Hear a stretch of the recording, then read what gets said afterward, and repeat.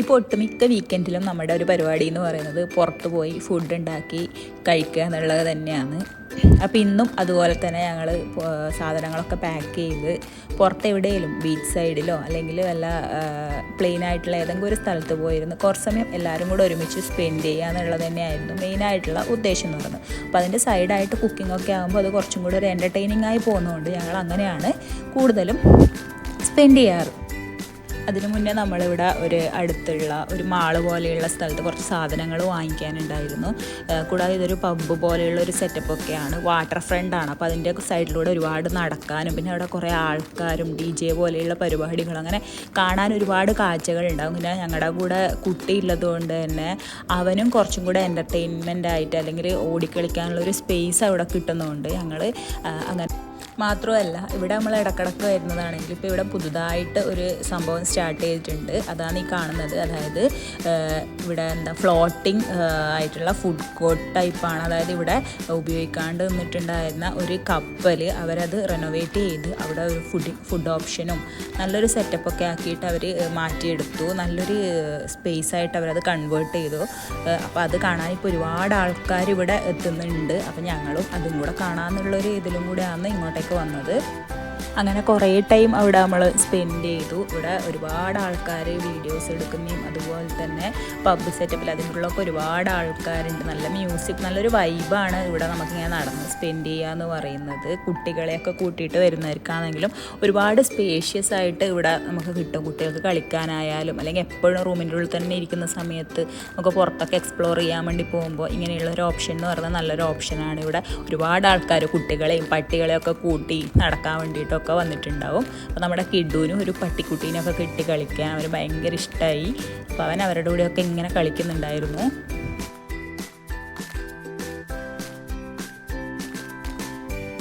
അപ്പോൾ അവിടുത്തെ പരിപാടികളൊക്കെ ഇങ്ങനെ കഴിഞ്ഞ് അവിടുന്ന് കുറേ വീഡിയോസും ഫോട്ടോസൊക്കെ ഞങ്ങൾ എടുത്തു. അത് കഴിഞ്ഞ് മെല്ലെ ആ കപ്പലിൻ്റെ ഉള്ളിലേക്ക് കയറാൻ എന്തെങ്കിലും ഓപ്ഷൻ ഉണ്ടോ ഞങ്ങൾ പോയി അന്വേഷിച്ചു. പക്ഷെ ആദ്യം പോയി ചോദിച്ചപ്പോൾ അവിടെ നല്ല വ്യൂ ഉണ്ടായിരുന്നു, വലിയ വ്യൂ ആയിരുന്നു. പിന്നെ ഞങ്ങൾ എന്തൊക്കെയോ ഉടായിപ്പൊക്കെ പറഞ്ഞ് നൈസായിട്ട് ഇടയിലൂടെ അതിൻ്റെ ഉള്ളിൽ കയറിപ്പറ്റി.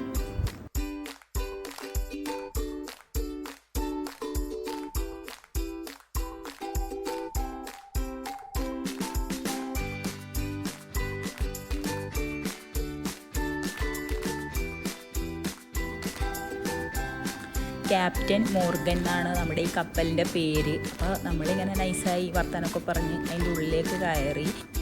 ഉള്ളിൽ കയറി ചെല്ലുമ്പോൾ തന്നെ അത്യാവശ്യം നല്ല തിരക്കുണ്ടായിരുന്നു. കുറേ ആൾക്കാർ അവിടെ സീറ്റിന് വേണ്ടി വെയിറ്റിംഗ് ഒക്കെ ആയിരുന്നു. അപ്പോൾ നമ്മുടെ ഉദ്ദേശം ഫുഡ് കഴിക്കുക എന്നുള്ളതല്ല, അതുകൊണ്ട് തന്നെ നമ്മൾ ജസ്റ്റ് ഒന്ന് എല്ലാം കാണുക എന്നുള്ള ഉദ്ദേശത്തിലാണ് ഉള്ളിൽ കയറിയത്. അപ്പോൾ നല്ല തിരക്കുണ്ടായിരുന്നു.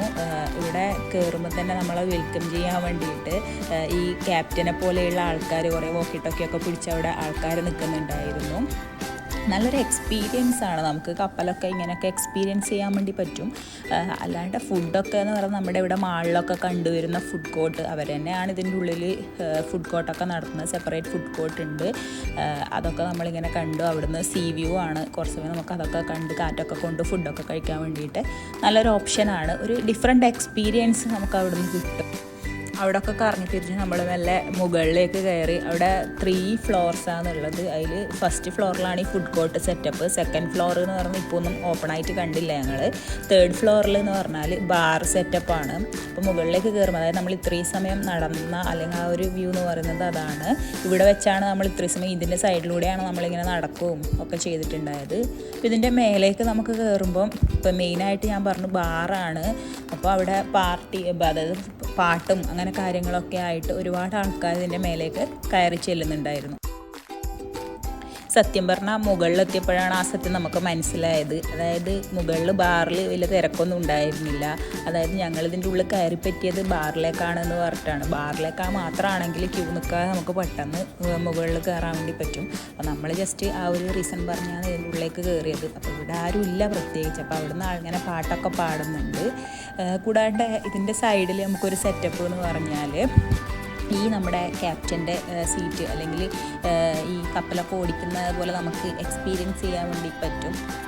ഇവിടെ ഒരു കുട്ടിയൊക്കെ ഇരുന്ന് ഇങ്ങനെ കപ്പലൊക്കെ ഓടിച്ച് കളിക്കുന്നുണ്ടായിരുന്നു. അപ്പം ഞങ്ങളും വെറുതെ അവിടെയൊക്കെ ഇരുന്ന് കപ്പലൊക്കെ ഓടിച്ച് ട്രൈ ചെയ്ത് കുഴപ്പമൊന്നും ഉണ്ടായിരുന്നില്ല.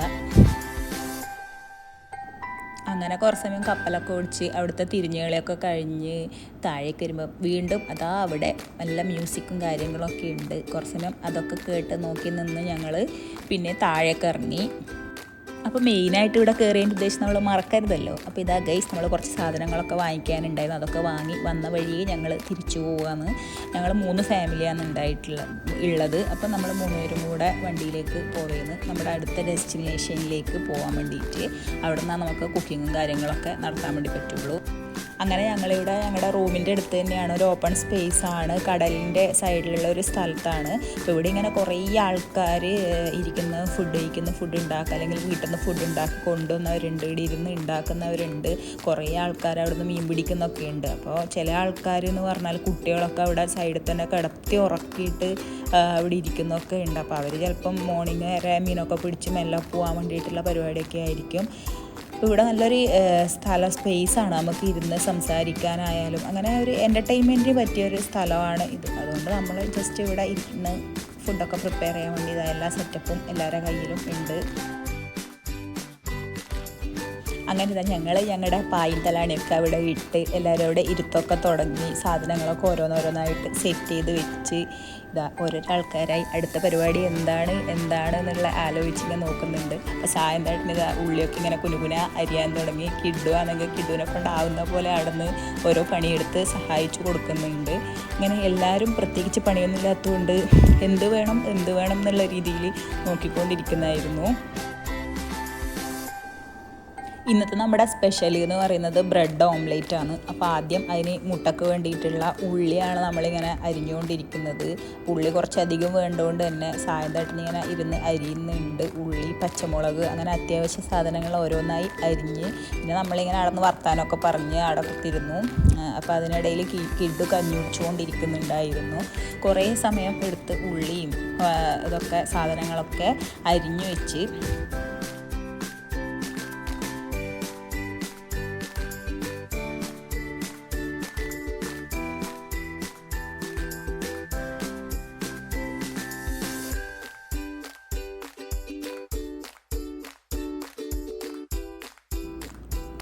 ഉള്ളേരിയൽ പരിപാടിക്ക് ശേഷം അടുത്ത പരിപാടി എന്ന് പറയുന്നത് നമ്മുടെ മുട്ട പൊട്ടിച്ചിടുക എന്നുള്ളതാണ്. അങ്ങനെ ഏകദേശം 10-12 മുട്ടയോളം ഞങ്ങളിങ്ങനെ ആ പാത്രത്തിലേക്ക് പൊട്ടിച്ചിട്ടുകൊണ്ടേയിരുന്നു.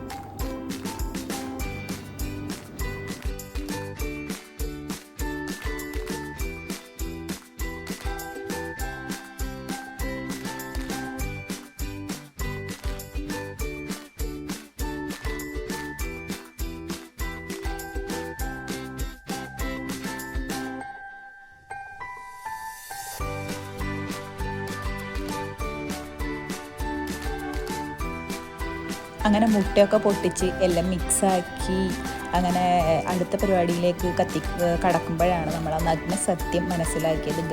ഗ്യാസ് കത്തുന്നില്ല. ഒരു നിമിഷം നമ്മളങ്ങ് പകച്ചു പോയി. കാരണം ഈ പൊട്ടിച്ച് വെച്ച മുട്ടയും ഉള്ളിയും നമുക്കൊന്നും ചെയ്യാൻ കഴിയില്ല, കളയേണ്ടി വരുമോ എന്ന് വരെ ചിന്തിച്ചു.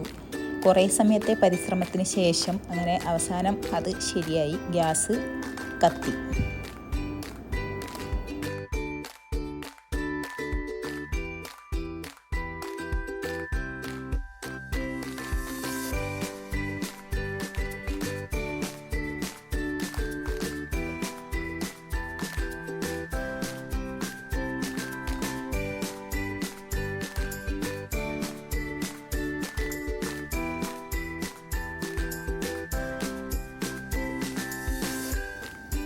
ഗ്യാസൊക്കെ കത്തി അതിൽ സ്പൈസസൊക്കെ ആഡ് ചെയ്ത് നമ്മൾ ഏകദേശം പാനൊക്കെ ഇതാ ചൂടായി വന്ന സമയത്ത് അതിലേക്ക് മുട്ട ഓംലേറ്റ് ആക്കാനുള്ള പരിപാടിയിലേക്കാണ്. അപ്പോൾ നമ്മുടെ മെയിൻ ഷെഫ് എന്ന് പറയുന്നത് സായന്തേട്ടനാണ്. അപ്പോൾ സായന്തേട്ടൻ ഇങ്ങനെ മുട്ട ഓംലേറ്റ് ഉണ്ടാക്കാൻ വേണ്ടിയിട്ടുള്ള പരിപാടിയിലേക്ക് കടന്നു. ഇങ്ങനെ മുട്ട ഒഴിച്ച് ഇതാ നമ്മൾ വെയിറ്റ് ചെയ്തിരിക്കുകയാണ്. ഇനി ആവണമെങ്കിൽ എത്ര സമയം കാത്തിക്കണം എന്നുള്ളൊരു ആകാംക്ഷയിൽ എല്ലാവരും കാത്തിക്കുകയാണ്.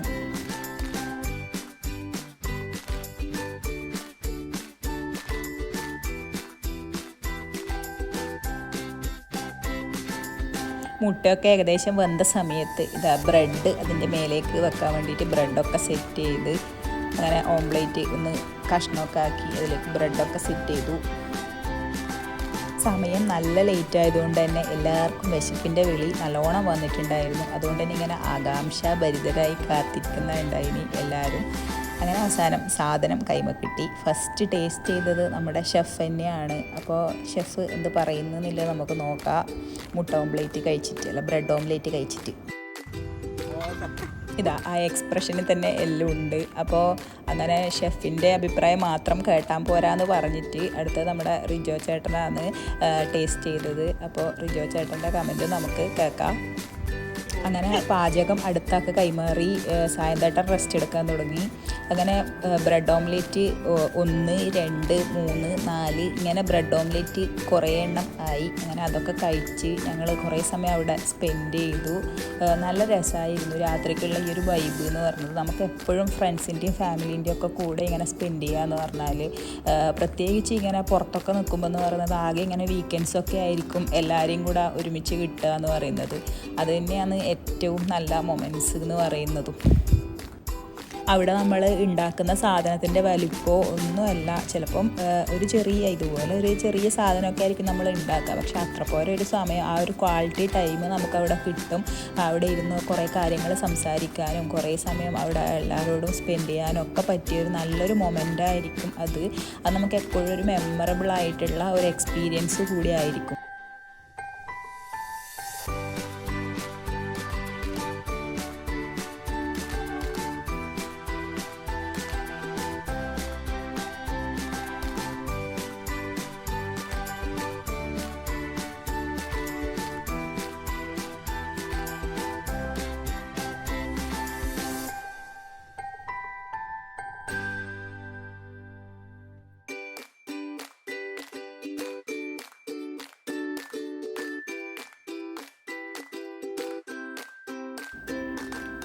അങ്ങനെ ഫുഡിൻ്റെ പരിപാടിയൊക്കെ കഴിഞ്ഞ് അവിടെ കുറേ സമയം ഞങ്ങളവിടെ ഇരുന്ന് എല്ലാവരും കൂടെ വട്ടത്തിലിരുന്ന് സൊറയൊക്കെ പറഞ്ഞ് കുറച്ച് അധിക സമയം തന്നെ നമ്മളവിടെ സ്പെൻഡ് ചെയ്തു. അതൊക്കെ കഴിഞ്ഞ് ഞങ്ങൾ മടങ്ങാൻ വേണ്ടിയിട്ടുള്ള തയ്യാറെടുപ്പായി. പായും സാധനങ്ങളൊക്കെ മടക്കി എല്ലാം സെറ്റ് ചെയ്തു. കാരണം ഇനി അടുത്ത പ്രാവശ്യം ഇതെല്ലാം ആവശ്യമുള്ള സാധനങ്ങളായതുകൊണ്ട് തന്നെ നമ്മൾ ഉണ്ടായിരുന്ന സ്ഥലം നല്ല നീറ്റാക്കി എല്ലാ വേസ്റ്റ് ഡബിലൊക്കെ ഇട്ടിട്ടാണ് ഞങ്ങൾ പോയത്.